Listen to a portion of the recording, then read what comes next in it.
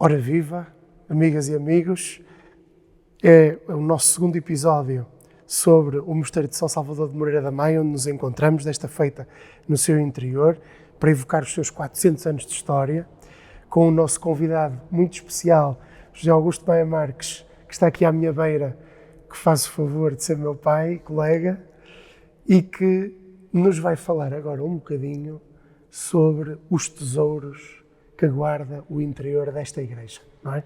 Certo. Portanto, esta igreja, como já falamos no episódio anterior, é uma igreja do século XVII, que está agora exatamente a fazer 400 anos. É uma falsa igreja-salão, no conceito tradicional do termo, dotada de dois falsos transeptos, que são, de facto, grandes altares, profundos altares. Falso.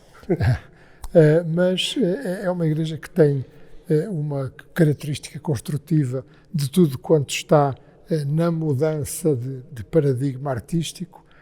Neste caso, vê-se bem isso na talha, quer numa primeira fase da talha maneirista para a talha barroca, mesmo para a talha barroca joanina, e para aquilo que o professor Jorge Henrique Paes da Silva chama o barroco maiato, que é um barroco inspirado pelos santeiros, é um barroco muito escultórico, muito forte, muito pictórico, muito cenográfico. Mas, uma vez que estamos aqui à entrada deste magnífico edifício, aproveitar e fazer uma breve referência ao painel das almas. O painel das almas é algo que é mais ou menos comum em todas as igrejas e que também representa uma nova forma da igreja comunicar com o povo. Uma das coisas que a igreja é frequentemente acusada, ou era frequentemente acusada nesta altura, era de fazer a distinção entre ricos e pobres, entre poderosos e não poderosos.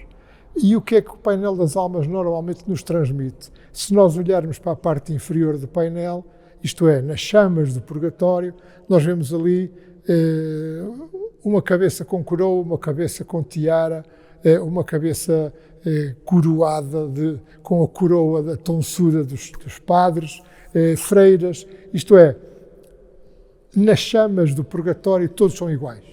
E essa mensagem foi uma mensagem muito importante nesta altura para conter uma certa perturbação que causavam alguns filósofos e historiadores religiosos a propósito exatamente deste afastamento da igreja em relação ao povo. E depois, num plano geral, esta igreja mostra-nos a cada passo o culto à Santa Cruz, que nós podemos ver aqui em vários aspectos, e até curiosamente o símbolo da Santa Missão, já estamos a falar no século XX, no 1946, também é uma cruz. Portanto, tudo isto à volta da cruz. E à volta da cruz porquê? Porque o mosteiro, a determinada altura, se ligou a Santa Cruz de Coimbra, Santa Cruz de Coimbra. Daí a alcunha de Crúzios para os agostinhos. Exatamente. Agostinhos, aliás, também temos aqui mais do que um Santo Agostinho, como depois vocês poderão verificar. E eis-nos junto de Santo Agostinho, de quem falávamos, não é? Exatamente. E com esta extraordinária imagem que aqui está, que também tem muito para nos contar. Esta imagem provavelmente estaria onde está aquela que vimos do Santo António, que aliás está em cima de uma pianha, exatamente para fazer escala suficiente para estar no sítio onde está. Esta imagem é uma imagem muito curiosa, elas estavam guardadas na residência paroquial, foram restauradas há uns anos, e é daquele período muito interessante das imagens muito naturalistas, com as virtudes e com os defeitos entre aspas, que é, por exemplo, o da barba relativamente crescida, que nós encontramos, quer aqui, quer no São Teotónio, quer naturalmente no próprio pequeno São Pedro, que também está num dos transeptos, e que esse, como tem a barba comprida, naturalmente não se nota tanto. Mas, de facto, é uma imagem belíssima. Aquele símbolo que nós vemos na roseta por cima do altar onde está o Santo António é o coração.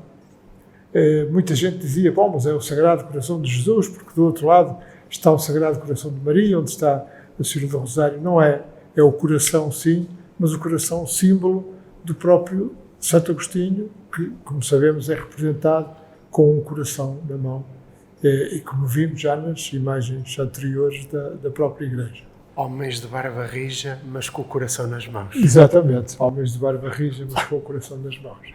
Neste momento, o Santo Agostinho está em cima de um arcaz, um belíssimo arcaz, uma das peças mais valiosas que nós temos na Igreja, porque é uma peça original, digamos assim. A sacristia, que é um aspecto muitas vezes secundarizado quando nós falamos de Igreja, mas que é um aspecto muitíssimo importante, porque, no fundo, a sacristia servia de preparação para a missa. Portanto, era um espaço também de reflexão. Se nós imaginarmos aqui uma comunidade monástica, não é?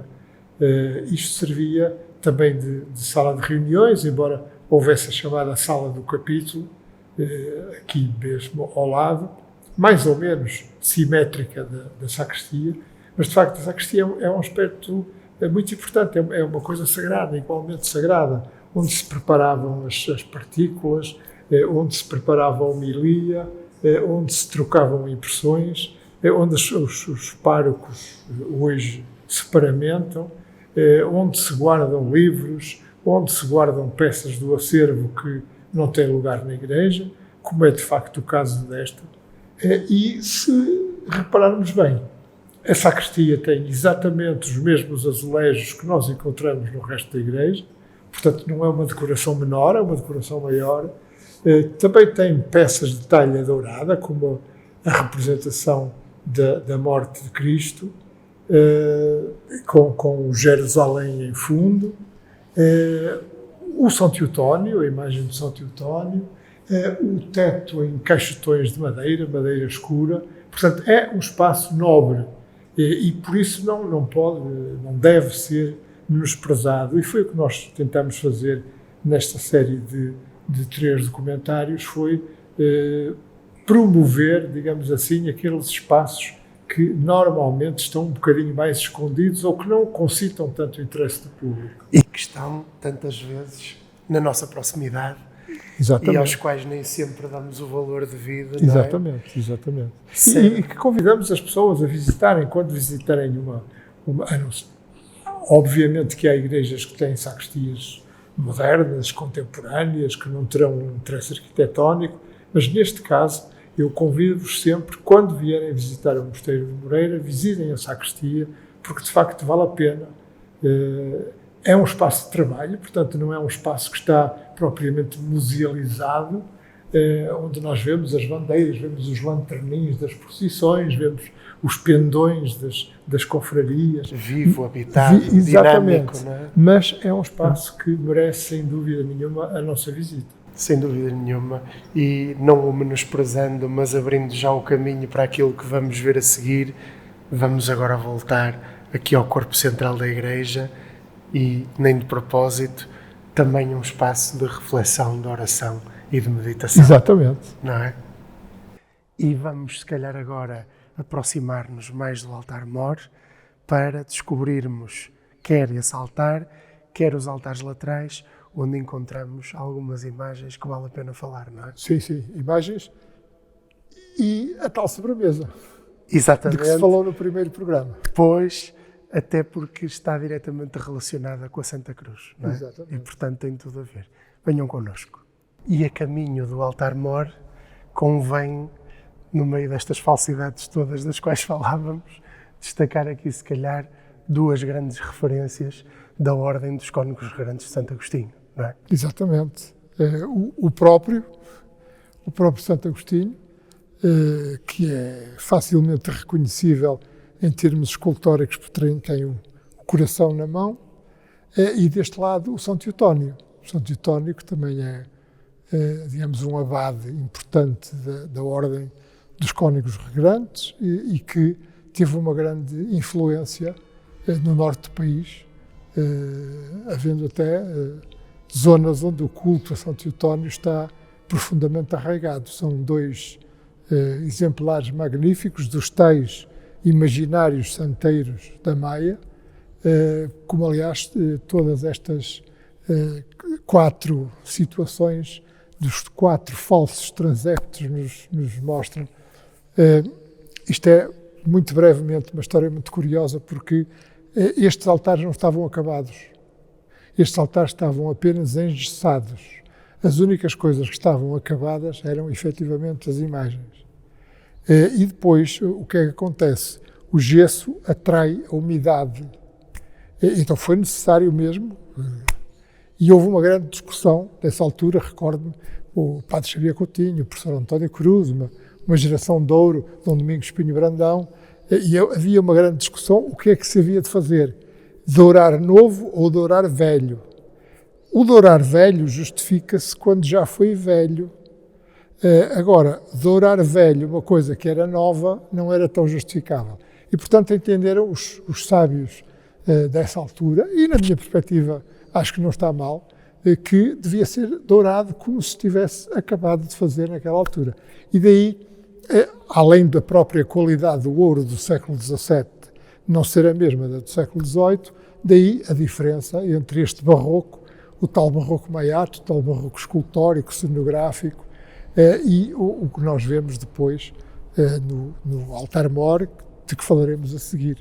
Exatamente, aliás, a propósito destas questões de conservação e restauro, que são sempre interessantes, quando este mosteiro foi fotografado, creio que nos anos 60, na Biblioteca de Arte da Fundação Carlos de Gulbenkian, julgo pelo Robert Chester Smith, sim.